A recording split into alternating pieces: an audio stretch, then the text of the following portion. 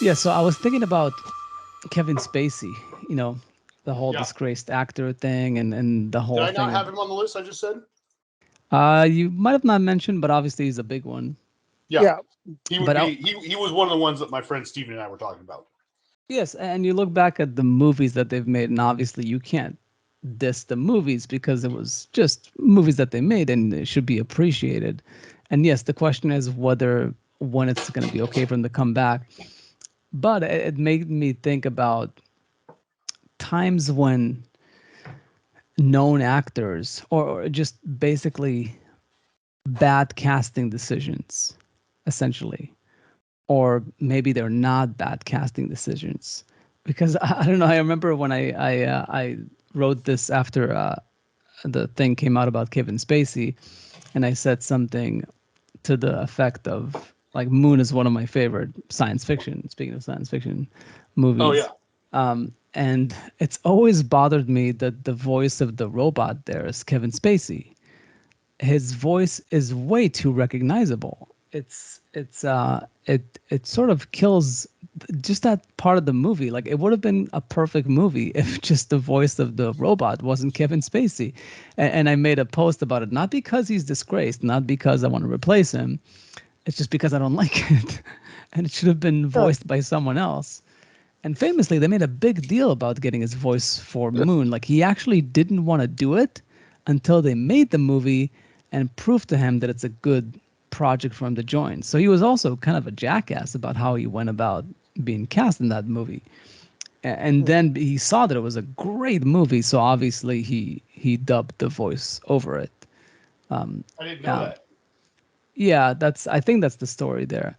But in any case, and there's other examples like and this one might be one where I'm conflicted, maybe I'm not completely right, but Natalie Portman in the Thor films, I feel like was a miscast because she's the most famous person in the movie. She's way too recognizable. It doesn't, it's not a good fit. You could have found some other feisty actress that would lend into that role and would be captivating enough for Thor. But I guess the rationale there was that, well, she's Natalie Portman. Like just the name and her gravitas does all the work for you. So there's not a lot of acting she has to do to prove that she's worthy of Thor's affection, of Thor falling in love with her. But I still feel like it didn't make sense to have her there. It's I don't know. How do you guys feel about like things like that? Like about those or maybe other movies where like casting choices are just or like that just kind of kills that whole character and then partially the whole movie just because of that. It doesn't kill the movie, but it's a flaw. I totally remember you talking about that in the past. The Moon thing, like pretty much when we watched Moon. It's so weird to me because, like, I think that Kevin Spacey's great for that voice. Like, I think he's really great. It's interesting that you tell me that he reacted that way because I can kind of see that now. Like I can that doesn't seem odd to me. Like I can almost kind of like I don't know if that makes sense. Like I just yeah, like but I really like that, and I remember you saying that you felt it was a little out of place or whatever. And I mean, you made some points I remember back then. I don't remember exactly what they were. Maybe pretty much what you said right now. But yeah, I don't know. I really liked Kevin Spacey in that. I thought he was excellent as the robot voice, and it's hard for me to really fault Natalie Portman in anything because I spent probably the majority of my adult life hoping that I could meet and woo and marry her. Yeah. Um, but yeah, I mean, still top 10 probably. Anyway, whatever. I totally know what you're saying though about Thor. And you're not the only one who feels that way. I mean, remember the South Park episode, the Thanksgiving episode? Hmm. Yeah, The whole subtle joke about Natalie Portman in that thing is that like she's almost saying nothing and doing nothing. She's just kind of like giving these like really ridiculous looks, you know, like smitten looks to the Thor. Chris Hemsworth. Yeah, no, I mean in the South part thing, Oh yeah, it's like a yeah, yeah, pilgrim or something. yeah, It's like a yeah. pilgrim version of Thor. But yeah, you know what I'm saying? It's like they clearly are like they're putting that in there, the way she's acting and the way they're doing it, to kind of like make a joke about how odd it was, you know, to them at least, and to you. I don't know. I thought they had good chemistry.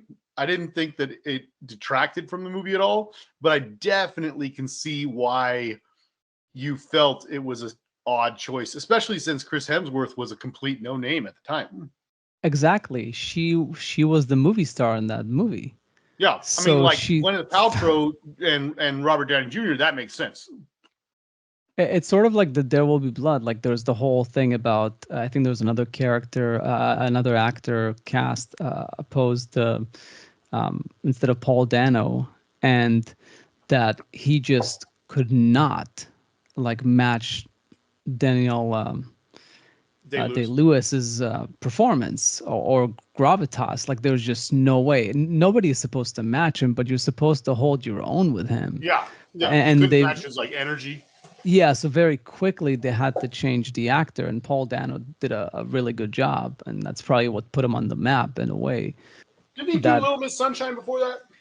yeah, I think Little Miss Sunshine was the first thing that put him on the map, but this one he Like a year definitely before or something. yeah maybe, but in any case yeah no he definitely held his own there, and yeah so it's things like that. So sometimes those mistakes are corrected. I think Back to the Future too, right? Those like Eric Stoltz was. Marty McFly, and then he was changed with, yeah, and it's you can see that it's sometimes like things just don't gel, and if you're smart enough, like those filmmakers were, you swap the, but other times you just kind of go with it. But the Natalie Portman again, she was fine in it. Just like she was fine in the Star Wars prequels, it's just that everything around her, and I actually very much liked the first Thor movie. I thought it was Kenneth Branagh, right, directed it. Excellent movie. Yeah. Yeah, good movie. I like the tone there and everything. It's just that I felt like she overshadowed Thor, and nobody should overshadow a god Yeah. in the movie that's titled for his name. You Yeah. know, that was the main thing, the main issue I had there. If anybody, you know, if we ever get to the point where anyone's listening to this, they may have possibly already heard our Inception episode where I took a pretty sizable amount of time to explain my frustration with Christopher Nolan's like weird casting on that movie, particularly centering around the choice to use Marion Cotillard and Michael Caine, because I feel like you could really just use one or the other, and either another British actress or another French actor for those two parts, and it just would have made the movie so much. I mean, it's one of those examples of, in my opinion, of when you already have a complex movie, the last thing you want to do is add hurdles and hoops for the audience to jump through to understand and make sense in their head, you know? And that's a movie where we're like bending the fabric of reality around dreams and stuff. It's like we just don't need that extra work, you know? And the only reason I bring it up again, since we already talked about it, is because it's not the only movie he's done that in, you know.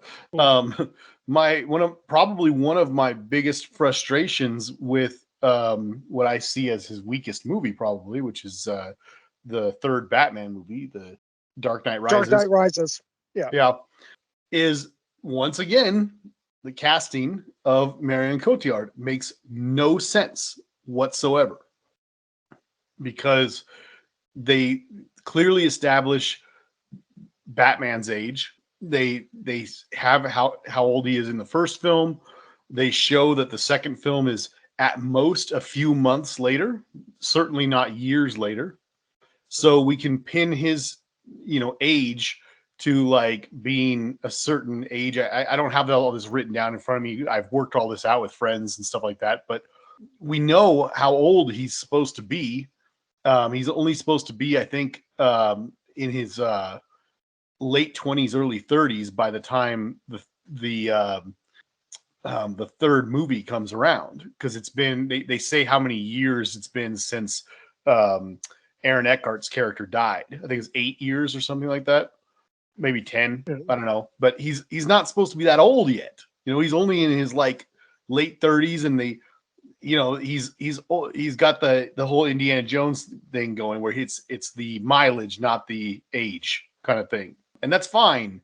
But then they have all these lines where they specifically say that Tom Hardy's character Bane is significantly younger, faster, and stronger than he is. So we really have to say that at most he's maybe at the most leniency we could give would be 5 years younger, maybe 10 years younger, for them to be making that kind of comment. And then that squarely puts Bane in his late 20s. And then you have a flashback scene of Bane, as an adult. We don't know how young, but certainly an adult, certainly 18 or older. And he's holding and protecting the young girl in the prison. In her flashback, she says, he was my protector. And they show this flashback of her being like 5 years old, maybe 8 at tops. And he's like holding her, protecting her. And it's like, so clearly she's supposed to be at least 10 years younger than him. So Marion Cotillard, a very beautiful woman, but in that movie, certainly not 20 years old. Yep. You do the math. It's just a simple math equation. She's not 20. And that's clearly what her character is supposed to be. And it's like, why? Like, did you just, for starters, just write a better script, but whatever. It's certainly not the worst thing that's wrong with that movie. But yeah, he definitely pulled the George Lucas there with the writing. Yeah, I think that there's actually kind of another comparison to be drawn here. Like when we were talking about Red Dragon versus Manhunter. Oh yeah. I made that sport comparison of like working as a unit versus just getting a bunch of all-stars all operating on their own. And I think that you can actually get into that same territory where it's like, I don't know about everybody else, but yeah, in general, I find all-star games to be the least interesting games that you can watch. And it's all just kind of, okay, yeah, these are all the best players, but they're all also just kind of operating for themselves, and just kind of, you're just throwing it all out there that like all these guys are the best players individually, but it still doesn't really mean anything. There's no cohesion and there's nothing at stake. And I think you can actually do the same thing with casting, where like you just kind of stack your cast with a bunch of all-stars, like these guys these guys and women who are just absolute masters of their craft, but still, like, if there's no cohesion, if there's no operating toward a single goal, then it's just a bunch of people trying to outperform one another. So I can see that being like an issue where like you've got like an all-star cast. Okay, you got an all-star cast, but that could mean that you also have like an all-star game when it comes to a movie, and that like, yeah, we get to see a bunch of masters do their own thing, and I can walk out of it and think, well, it's still a piece of shit, but I don't know. Yeah, I have other examples like the Joker, like the Joker movie, and they cast De Niro as the the host, Distracting. it's very distracting. It doesn't. I get it because it was based on Taxi Driver meets King of Comedy, and King of Comedy, he's the comedian. So here it's flipped, and he's the host. He's the Jerry Lewis character in a way, but he's not Jerry Lewis. Like he's just not. That's not his personality. That's not his. And he's a great actor, and obviously De Niro can play whatever he wants and do a decent job. But specifically there, it was distracting. Like it could have been someone else, and that scene could have played better. And even though I love De Niro, that role specifically, I just don't know what it is. Like maybe it's just time in his career or whatever. It wasn't like his best work. He didn't really like. I don't know. It's hard for me to explain it, but it took away from it in a way. Yeah. I agree Well- with you, but I also think that's like one of the least important things that's wrong with that movie. I personally really like that movie, No, but I I'm think sure. it's a great movie. Yeah, but I'm sure Uh, it's got flaws. I mean, and I'm sure we can go into it. Well, I mean, if I had to pick a late night host to watch getting shot in the head by the Joker, I would have to pick Jimmy Kimmel though. So Wow. Go into the politics. No, I it's get just very not frustrated funny. with Kimmel, but like I give him a lot of like I kind of give him a bit of a pass just because of fond memories of him on the Man Show. Yeah. That also just makes him such a damn hypocrite. But anyway, Well, I totally agree with that. yeah. Yeah, I was gonna say one more thing before I forget. Rooney Mara in that movie Lion, I felt was like a poor casting choice. Really? Complete.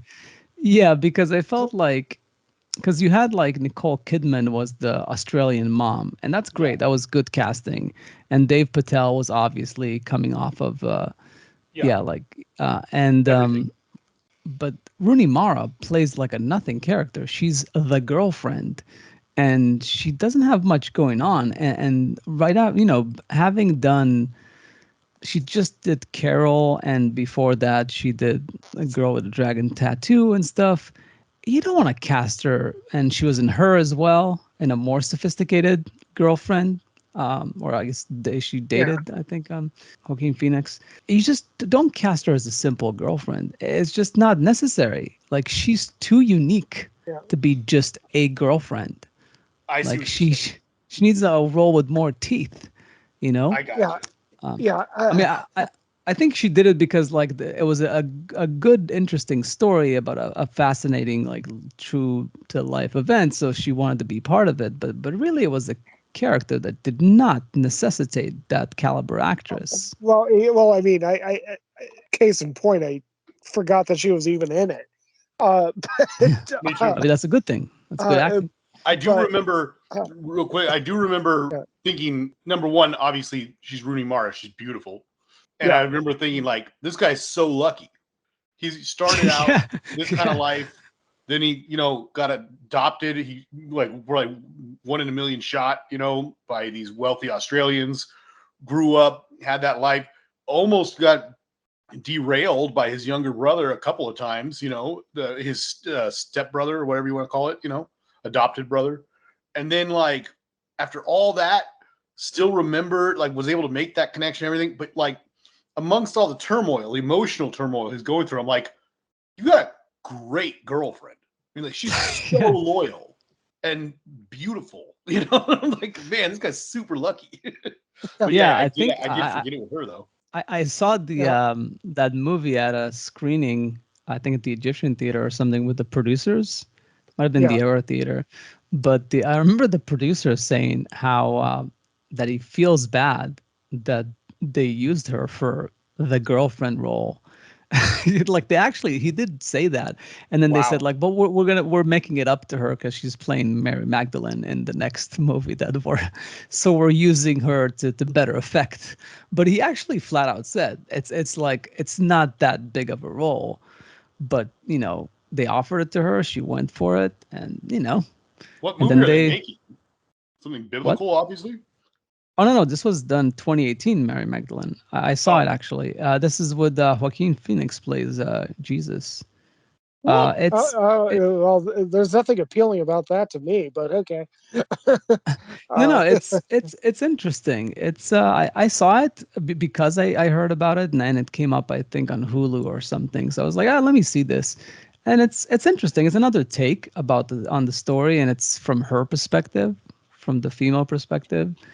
Well, And Joaquin is pretty good. He's obviously always quirky and interesting in his own way, but it's definitely not very true to biblical events. It's kind of takes a lot of liberties and stuff. It's got like touches of the story, but a lot of it just talks about essentially her being the first female rabbi, essentially. Her being one of the, like, that's the whole thing, that she was one of the disciples, but nobody has ever considered her historically to be. But she was essentially one of the guys. It's just that she hasn't been acknowledged as such. Jim Caviezel will always be my Jesus. Yeah, well, that's a whole other subject. The whole Passion of the Christ thing. I hated that movie. I still think it's a great movie. But yeah, actually, the funny thing is, Lion, when that came out, I actually kind of panned it. I mean, I love Greg Fraser, the cinematographer on it, and I think that he did great work. But I think when I put out my picks for the Best Picture nominees, I think I listed the first 20 minutes of Lion as my number 6 pick, and then I list out the rest of them, and then at 9 I put 7 Miles of Crap, and then after that I put the remaining 90 minutes of Lion. What a dick! I mean, I really hated that movie. Lion? Yeah. Yeah, no, it's an uneven movie for sure, but yeah. Nicole Kidman makes that movie. No, she's great. Like, she's really good in it, for sure. And the kid is pretty good. The stuff in India and stuff is, but yeah, it's an uneven movie. There's no question. Yeah, right. I don't know. It's not easy to pan a movie like that nowadays, but I just, yeah. I thought that the first like 20 or so minutes of that movie were like captivating, and then it just turned into, I don't know, it just turned into kind of like what Jason was saying, like the luckiest freaking kid in the world. It's a little hallmarky at the end. Yeah, but yeah, exactly. That's what it is. But it's a true story. Yeah, it's a true story. I guess we can't. I mean, how much fault him completely. You want him to get to India, and then he has to like defeat one of his old enemies or something? It definitely gets deflated, like once it gets to the whole Australia part, for sure, a bit.